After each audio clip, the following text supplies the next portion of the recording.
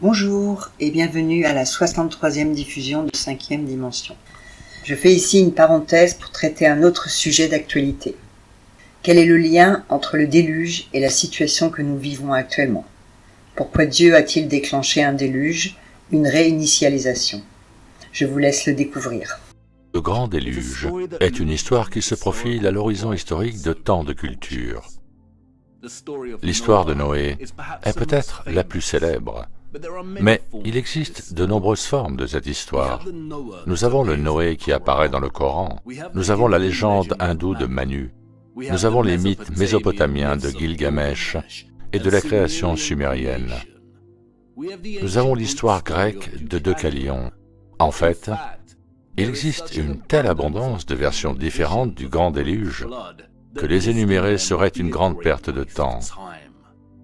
Mais il est utile de noter qu'une multitude de soi-disant mythes similaires, décrivant tous un événement de déluge massif comme celui-ci, ne sortent pas de nulle part. Compiler son propre mythe du déluge n'était pas un rite de passage pour chaque culture individuelle. Cet événement a manifestement eu lieu à un moment donné de notre histoire, et tant de récits partagent ce prémisse similaire. Dieu, ou les dieux, sont mécontents des humains. Enoch avait un fils nommé Mathusalem. Enoch, nous dit-on, était un homme juste et marchait avec Dieu. Son fils Mathusalem a eu son propre fils nommé Lamech, et Lamech a engendré un homme très intéressant nommé Noé. Nous avons tous entendu parler du grand déluge, auquel Noé a survécu. Il a construit une arche. Il a travaillé longtemps sur cette arche et a averti d'autres personnes de la venue d'un déluge, qui, dans leur arrogance obstinée, ont évité et ignoré ces avertissements. Son cri était un énorme nuage noir qui remplissait le ciel. Mais le message est tombé dans l'oreille de sourds. Ils n'ont pas voulu l'écouter.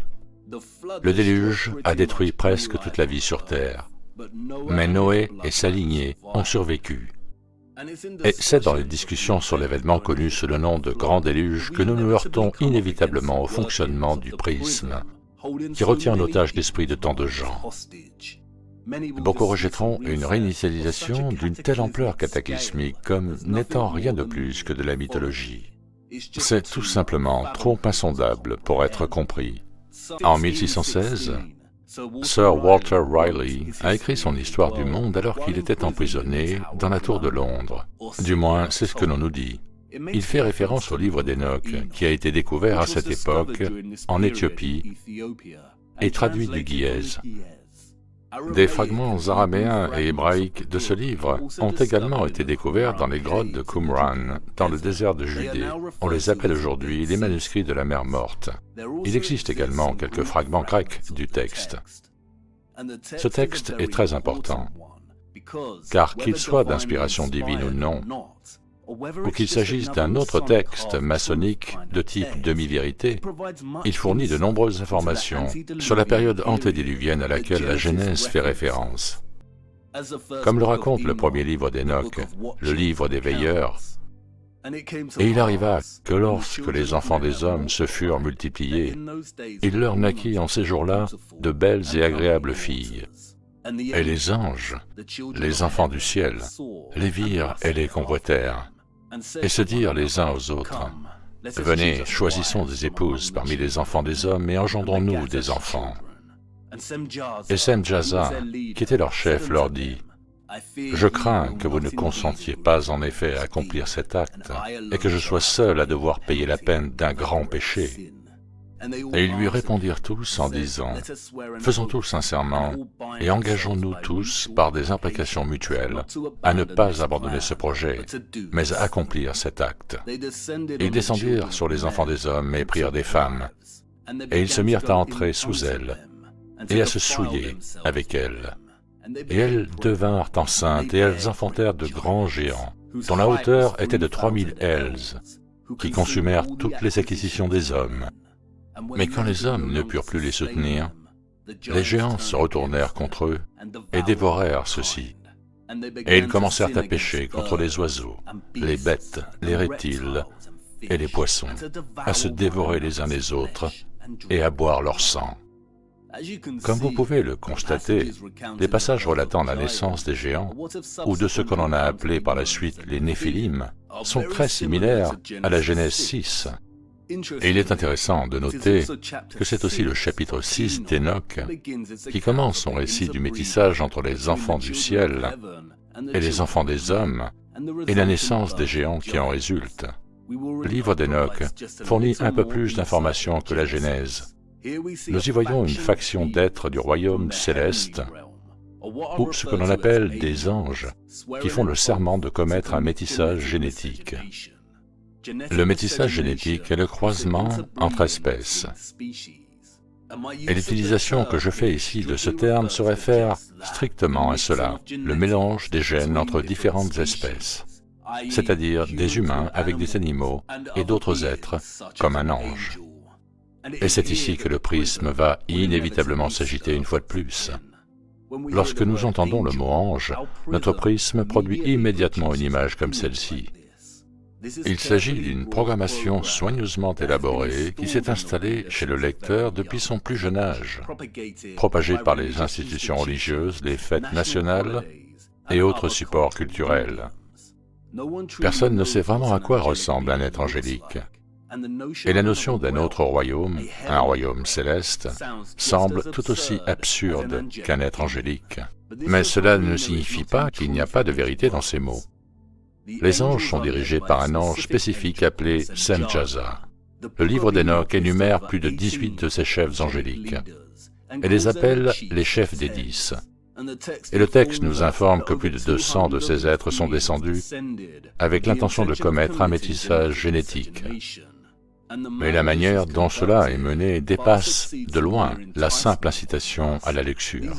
Ce ne sont pas les actions de ceux qui désirent des femmes humaines, mais l'exécution d'un plan bien organisé, conçu avec une hiérarchie de chefs presque militaires. Et ils doivent prêter serment, car ils savent qu'une fois leur plan mis en œuvre, il n'y a pas de retour possible.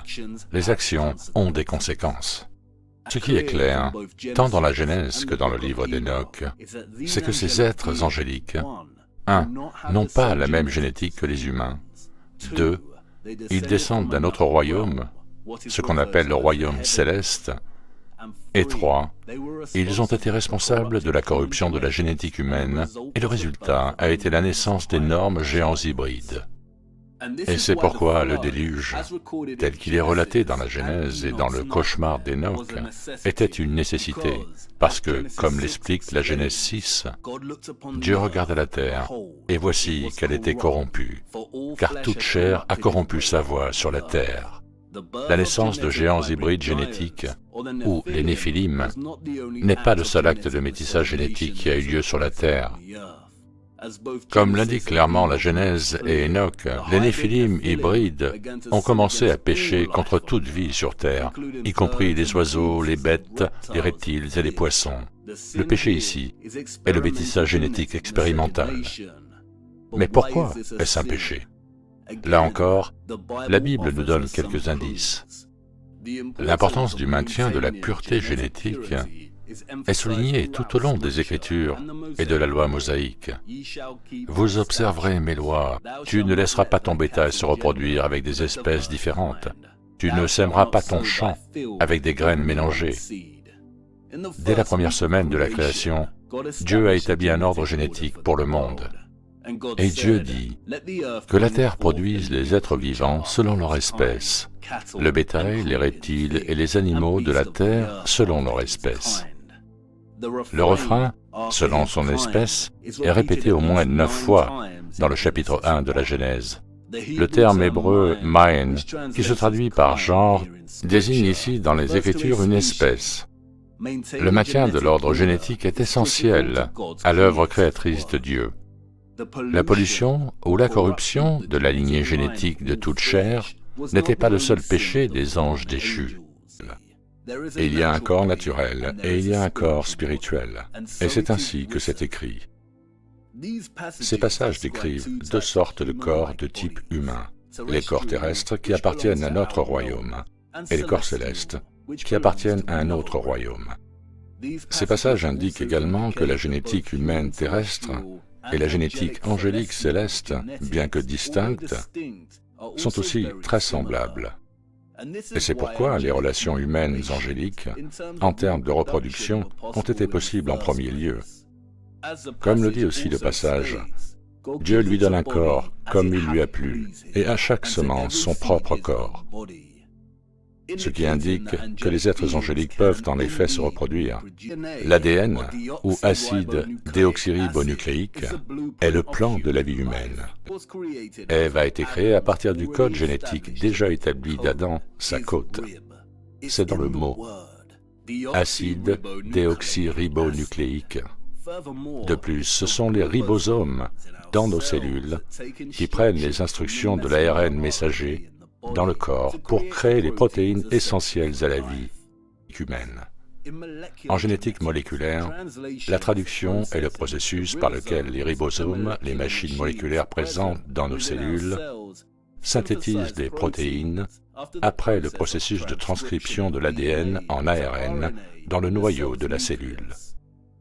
Lors de la traduction, l'ARN messager, ou ARNM, est décodé dans le ribosome pour produire une chaîne d'acides aminés spécifiques qui se transforme ensuite en une protéine active et remplit ses fonctions dans la cellule. Tout cela est très compliqué, mais prenez un moment pour regarder votre corps, vos mains, la peau, les muscles, les cheveux, chaque partie de vous-même. Chaque partie de vos cellules qui composent l'ensemble contient des millions de protéines. Les protéines sont les blocs de construction moléculaire de chaque organisme sur Terre. Mais comment sont-elles fabriquées en premier lieu? Les instructions pour fabriquer les protéines sont inscrites dans l'ADN de la cellule. Dans le livre de la vie de chaque cellule existe un code, une séquence. C'est ce que nous appelons nos gènes. La première étape de la production de ces protéines à partir de la séquence de gènes ou livre est appelée transcription.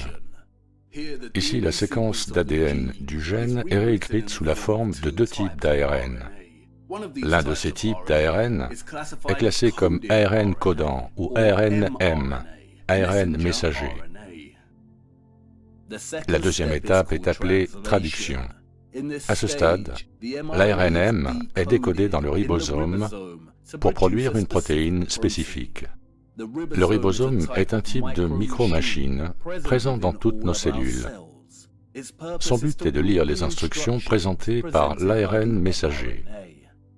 L'ensemble du processus s'appelle l'expression génétique. Et sans ARNM, le ribosome ne peut pas lire la séquence génétique du gène. Et par conséquent, il ne peut pas produire les protéines qui constituent notre structure biologique.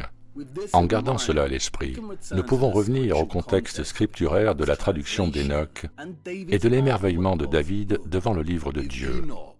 Si Enoch ou quiconque devait obtenir un corps céleste à partir d'un corps terrestre, l'une des premières étapes serait de modifier l'expression du code génétique et les protéines produites. Et ceci ne peut être produit qu'avec le bon type de processus de transcription et de traduction.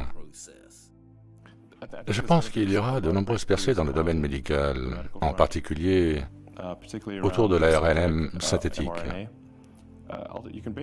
On peut pratiquement tout faire avec de l'ARN synthétique, de l'ADN. C'est comme un programme informatique. Donc vous savez, je pense qu'avec assez d'efforts, pas trop de folie, vous pourriez probablement arrêter le vieillissement ou l'inverser. Vous pouvez transformer quelqu'un en un papillon, si vous voulez, avec la bonne séquence d'ADN. Quoi qu'il en soit, le refrain biblique, « Il est écrit », ne doit pas être pris à la légère. C'est écrit dans nos gènes. Et c'est peut-être pour cela que le métissage génétique ou le détournement génétique est un péché. Parce que non seulement il corrompt la structure de vie ordonnée par notre Créateur, mais il interfère potentiellement avec le processus de traduction. Peut-être que ce royaume et toute vie humaine a été créé comme un terrain d'essai, une phase transitoire, avant de pouvoir accéder au royaume céleste ou à d'autres royaumes ultérieurs. Qui sait? La réponse la plus simple est que nous avons un Créateur. Quelqu'un ou quelque chose a écrit le code, a écrit le livre de la vie. C'est écrit. Et il n'est pas difficile de comprendre pourquoi beaucoup finissent par penser que la réalité, notre existence et notre expérience dans ce monde s'apparentent à une simulation informatique. Après tout, notre propre génétique fonctionne comme une programmation et un codage informatique très sophistiqué. Et après tout, les mathématiques, l'horloge de notre royaume et la géométrie sacrée qui sous-tend son énergie centrale sont derrière tout. Mais une distinction importante doit être faite. Une simulation informatique est faite par l'homme. Elle est primitive et le résultat d'une intelligence artificielle que nous avons nous-mêmes créée. Dieu n'est pas assimilable à une intelligence artificielle. Dieu est une intelligence authentique. Il n'y a pas une seule imitation dans notre royaume qui a réussi à produire une forme de simulation aussi exceptionnelle. Et peut-être est-ce la raison pour laquelle ils attaquent Dieu et son livre de vie avec tant de ferveur. L'ennemi est jaloux et souffre d'une sorte de complexe d'infériorité. Lorsque quelqu'un aspire à être grand, à être comme le plus haut, bien sûr, un type d'envie naturelle surgit chez cet individu, surtout si ses ambitions consistent à créer un royaume d'intelligence artificielle, une simulation dont il a le contrôle total. Et leur adversaire est une intelligence authentique du niveau le plus sublime. Et si un tel individu se laisse consumer par son envie, alors bien sûr, une obsession monomaniaque pour détruire et corrompre la création de son adversaire naîtra en lui.